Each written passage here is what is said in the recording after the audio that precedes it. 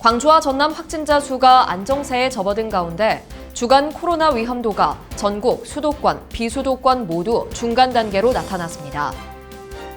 지방선거를 앞두고 광주 지역 광역 기초의원 후보 70%가 새 인물로 교체되면서 지방 정치의 새바람을 예고하고 있습니다. 광주와 전남 주요 현안들이 새 정부 국정과제에 포함됐지만 신규 핵심 사업들이 빠지면서 향후 국정과제에 반영될지 주목됩니다. 6일 지방선거를 앞두고 광주와 전남에 신고된 공직선거법 위반 사례가 200건 가까이 되는 것으로 나타났습니다. 현대산업개발이 무너진 광주 화정 아이파크에 대해 전면 재시공을 결정했습니다. 시청자 여러분 안녕하십니까? TBS 광주 전남권 뉴스입니다. 광주와 전남 확진자 수가 안정세에 접어든 가운데 주간 코로나 위험도는 전국, 수도권, 비수도권 모두 중간 단계로 나타났습니다. 특히 지난 일주일 주간 확진자는 전주보다 34.6%, 위중증 환자 27.8%, 사망자는 35.7% 감소한 것으로 나타났습니다.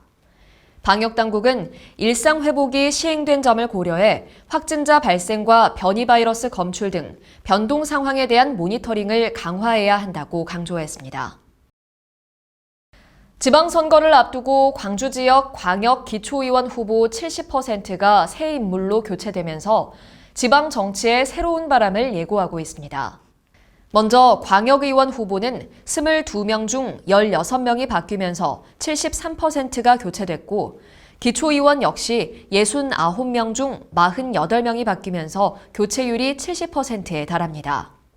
특히 청년과 여성들의 진출이 눈에 띄게 증가해 4년 전 지방선거에서는 청년 후보가 16.6%에 그쳤으나 이번에는 총 25명이 공천을 받아 27.4%로 증가했습니다. 또 여성 후보 공천율은 광역 9명, 기초 30명 등 총 39명으로 전체 대비 42.8%를 차지했습니다. 한편 전남 지역도 광역의원 후보의 약 절반가량이 새 얼굴로 교체됐고 지방의원의 여성과 청년 공천이 많이 늘어난 것으로 나타났습니다. 광주와 전남 주요 현안들이 새 정부 국정과제에 포함됐지만 신규 핵심 사업들이 빠지면서 향후 국정과제에 반영될지 주목됩니다. 최근 대통령직 인수위원회는 광주에서 광주 전남 지역 정책과제 대국민 보고회를 열고 시도별 7대 공약과 15대 정책과제를 발표했습니다. 이 자리에서 인수위는 인공지능 대표도시, 친환경 재생에너지 산업벨트 조성 등 지역별 미래산업에 대한 중앙정부 차원의 적극적인 지원을 약속했습니다. 그러나 광주와 전남에서 추가로 건의한 주요 현안들은 이번에 발표한 국정과제에 반영되지 못했습니다. 광주 대구 아시안게임 공동 유치 등과 전남도가 기대했던 해상풍력 발전단지 산업 등입니다. 광주와 전남의 핵심 사업 운명이 새 정부의 추진 의지에 달려있다는 점에서 앞으로의 행보가 주목됩니다. 6일 지방선거를 앞두고 광주와 전남에 신고된 공직선거법 위반 사례가 200건 가까이 되는 것으로 나타났습니다. 광주시와 전남도 선거관리위원회에 접수된 6일 지방선거 관련 위법 신고는 광주가 18건, 전남이 100건으로 집계됐습니다. 또 광주와 전남 경찰에도 선거법 위반과 관련해 76건이 접수돼 수사가 진행되고 있습니다. 유형별로는 금품 제공과 허위사실 공표, 사전선거 등이 많았고 조사 대상자는 120여 명에 달하는 것으로 알려졌습니다.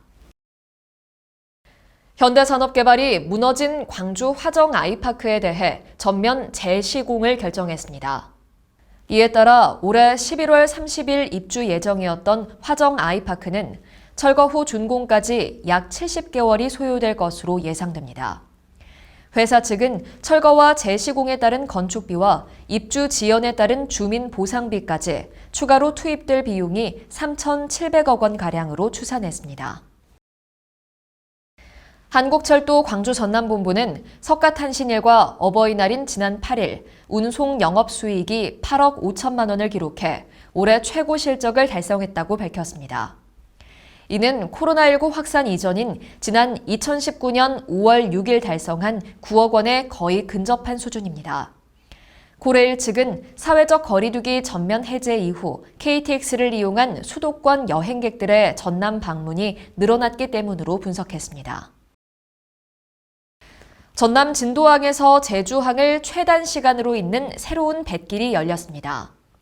진도에서 제주까지 직항 운항 시 90분 만에 주파할 수 있는 산타모니카호는 여객 정원 606명에 차량은 86대까지 실을 수 있습니다.